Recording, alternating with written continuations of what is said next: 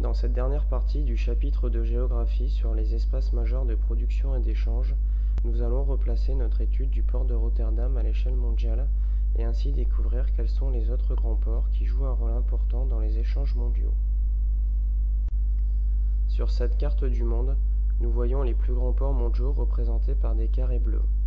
Le port de Rotterdam se situe en Europe, plus exactement au nord de l'Europe, sur le littoral de la mer du Nord. Nous remarquons que deux autres espaces dans le monde concentrent plusieurs grands ports.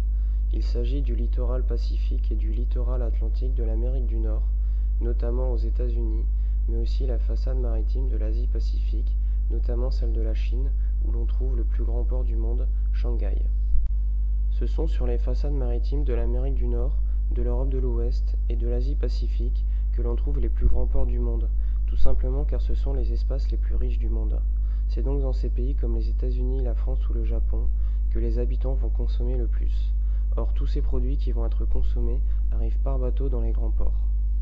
Donc, la marchandise est essentiellement transportée dans des porte-conteneurs. Des bateaux partent par exemple de Shanghai et traversent les océans pour arriver à Rotterdam et ainsi ramener de la marchandise en Europe.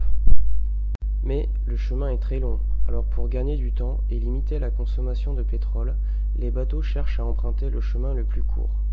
Ils passent donc par des passages stratégiques comme les détroits, des passages naturels entre deux terres, ou les canaux, des passages creusés par l'homme entre deux terres.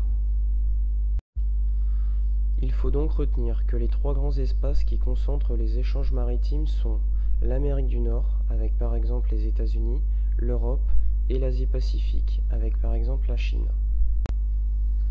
Sur ce tableau qui indique le trafic de marchandises dans les 10 premiers ports du monde, on s'aperçoit que le port de Rotterdam est le plus grand port européen, puisqu'il est le seul port européen parmi les 10 plus grands ports du monde.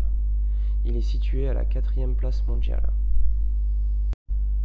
Les plus grands ports mondiaux sont essentiellement asiatiques, et ce sont les Chinois qui dominent les échanges maritimes, puisque le plus grand port du monde, Shanghai, est chinois, et 7 ports parmi les 10 premiers ports mondiaux sont chinois. Essayons de comprendre pourquoi la Chine domine à ce point les échanges maritimes mondiaux. La Chine est le pays le plus peuplé du monde avec plus d'1 milliard d'habitants, dont la moitié vit encore à la campagne. Cette population rurale très pauvre s'est transformée en main-d'œuvre bon marché pour les usines qui se sont développées en Chine. Elle fabrique par exemple des iPhones. Ce sont les pays riches d'Europe et d'Amérique du Nord qui vont acheter cette marchandise fabriquée en Chine.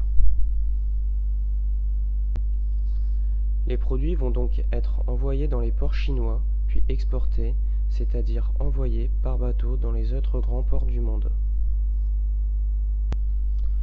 Donc, il faut retenir que la Chine concentre les plus grands ports du monde, exemple celui de Shanghai, car le pays fabrique une grande partie de la marchandise que les pays riches achètent.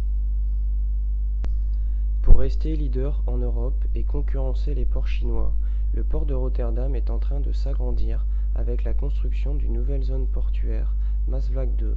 C'est un véritable défi, car il faut construire de nouveaux terre-pleins, c'est-à-dire des terres artificielles sur la mer, tout en essayant de limiter les dommages sur l'environnement.